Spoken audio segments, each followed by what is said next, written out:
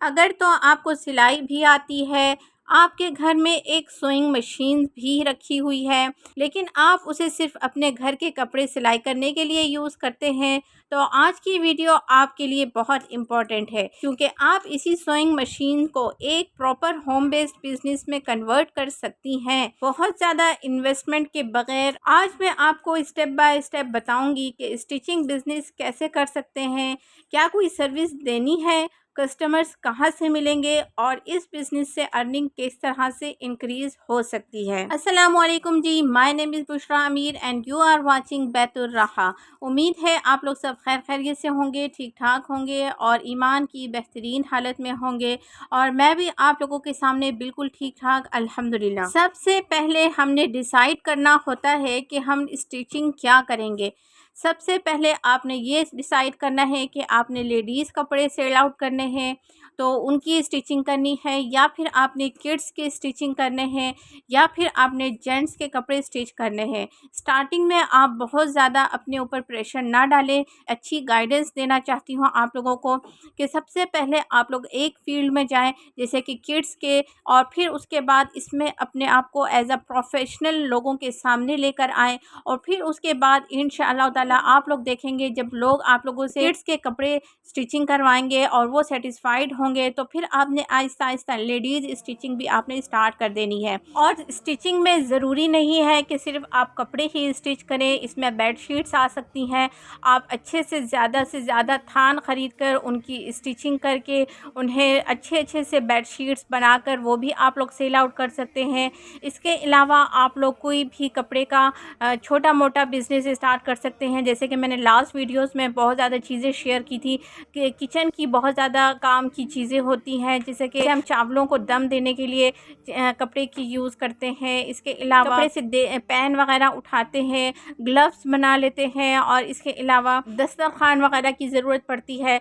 तो इस तरह की चीज़ें भी हम बना सकते हैं कपड़े से। हम और भी बहुत ज़्यादा चीज़ें बना सकते हैं। मैंने अपनी लास्ट वीडियो में स्टिचिंग के बारे में बहुत अच्छे से डिटेल से बात की थी। स्टेप 2 पर आता है कि जब आप लोग या अपने लिए डिसाइड कर लें कि आपने क्या स्टिचिंग करना है, तो उसके बाद फिर आपने अपने बेसिक टूल्स रेडी करने हैं। अगर आपके पास सोइंग मशीन्स ऑलरेडी है तो आपका इनिशियल इन्वेस्टमेंट काफ़ी कम हो जाएगा। आपको बेसिक चीज़ें जो चाहिए होती हैं उसमें आएगी sewing machine, good quality threads आपको चाहिए होंगे, डिफरेंट साइज़ की निडल आपके पास लाजमी होनी चाहिए, मेजरिंग टेप, और इसके अलावा सीज़र, चाक और स्टिचिंग एक्सेसरीज जो काफ़ी ज़्यादा होती हैं आपने बाज़ार से बाय करनी है। स्टार्टिंग में एक्सपेंसिव इक्विपमेंट्स ख़रीदने की ज़रूरत नहीं है।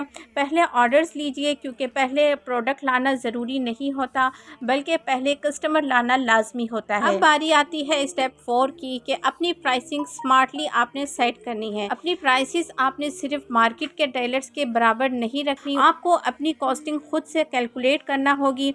आपने अपनी सारी कॉस्टिंग देखनी है, थ्रेड्स, इलेक्ट्रिसिटी, एक्सेसरीज, टाइम और दूसरे एक्सपेंसेस को भी आपने लाजमी कंसिडर करना है। फॉर एग्ज़ाम्पल, अगर आप एक ड्रेस स्टिच करने में आपको 2 से या 3 आवर्स लग रहे हैं, तो आपने अपने टाइम की भी वैल्यू रखनी है।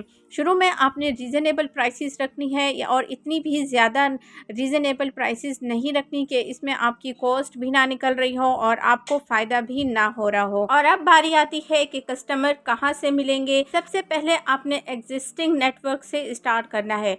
फॉर एग्जांपल, आपके पास व्हाट्सएप बिजनेस है जो आपका बेस्ट साथी है। इस पर जाके आपने सबसे पहले अपनी जो ऑफ़र आप प्रोवाइड कर रहे हैं स्टिचिंग की, वो आपने लगानी है। अच्छे से एक पोस्टर आप लोगों ने बना लेना है। अगर आपके पास कोई ग्रुप्स हैं तो उसमें आप लोगों ने शेयरिंग करनी है कि हम ये सर्विसेज प्रोवाइड कर रहे हैं। और इसके अलावा आपने अपने सोशल मीडिया अकाउंट्स बनाने हैं। सोशल मीडिया अकाउंट्स पर आपने डेली की पोस्टिंग करनी है।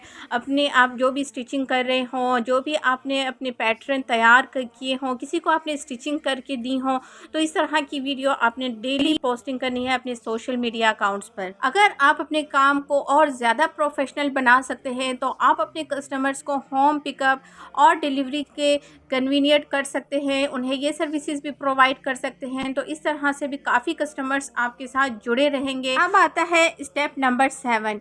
अब आप लोग कस्टमाइजेशन सर्विसेज भी प्रोवाइड कर सकते हैं। अब फॉर एग्जाम्पल बच्चों के कपड़ों में कोई नुक्स हो जाता है, कोई फट जाते हैं या फिर कोई छोटे हो जाते हैं, तो उन्हें लेसेस लगा के उनकी लेंथ इंक्रीज कर दी जाती है। जब हम लेडीज़ बाहर से कोई कपड़े वगैरह रेडीमेड बाय करते हैं तो उसमें कोई ना कोई मसला होता है, शलवार बहुत ज़्यादा बड़ी हो जाती है, स्लीव्स का मसला आ जाता है। तो इस तरह की कस्टमाइजेशन भी आप लोग अगर प्रोवाइड करेंगे, सर्विसेज प्रोवाइड करेंगे, तो इस तरह से भी आप लोग अच्छे खासे कस्टमर्स अपने बना सकते हैं और अर्निंग भी आपकी इंशाल्लाह ताला इस तरह से इंक्रीज हो सकती है। अब स्टेप नंबर 8 को हम डिस्कस करते हैं कि अपने बिजनेस को ब्रांड बनाएं।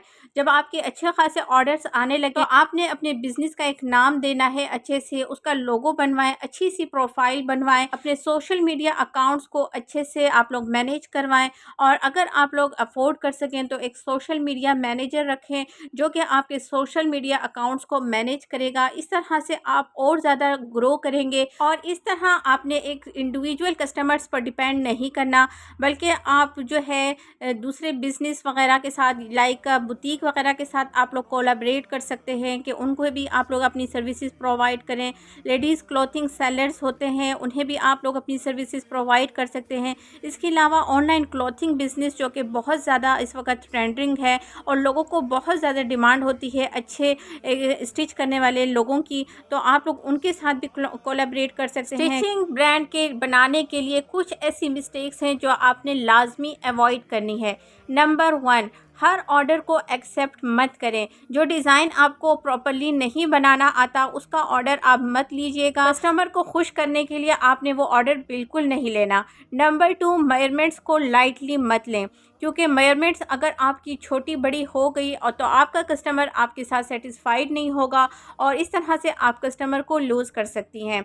नंबर 3 पर आता है कि डिलीवरी डेट का प्रॉमिस आपने केयरफुली करना है। मीन्स कि अगर आपने फ्राइडे को ये बुकिंग की है तो आप लाजमी इस चीज़ को कोशिश करें कि आप फ्राइडे को ही अपने कस्टमर को कपड़े आप प्रोवाइड करें। बिज़नेस में क्वालिटी के साथ साथ रिलायबिलिटी भी बहुत इंपॉर्टेंट होती है। और याद रखें, बिज़नेस स्टार्ट करने के लिए हमेशा बड़ी इन्वेस्टमेंट की ज़रूरत नहीं होती, बल्कि कभी कभी आपकी एग्जिस्टिंग स्किल ही आपके लिए सबसे बड़ा इन्वेस्टमेंट होती है। अगर आपको सिलाई आती है तो आज ही अपनी सोइंग मशीन को देखें और ख़ुद से एक सवाल करें, क्या मैं इस स्किल को सिर्फ यूज़ कर रही हूँ या फिर इस स्किल से अर्न भी कर सकती हूँ। अगर आपको ये वीडियो यूज़फुल लगी हो तो वीडियो को लाइक करें, चैनल को सब्सक्राइब करें और कमेंट में बताएं कि आपको स्टिचिंग आती है या आप स्टिचिंग सीखना चाहते हैं। और बिज़नेस सीरीज़ के नेक्स्ट वीडियो में हम एक और ऐसी बिज़नेस आइडिया को डिटेल में डिस्कस करेंगे जो घर से स्टार्ट किया जा सकता है। तो मुझे सब्सक्राइब करना बिल्कुल ना भूलिएगा। मिलते हैं नेक्स्ट वीडियो में। अल्लाह हाफिज़।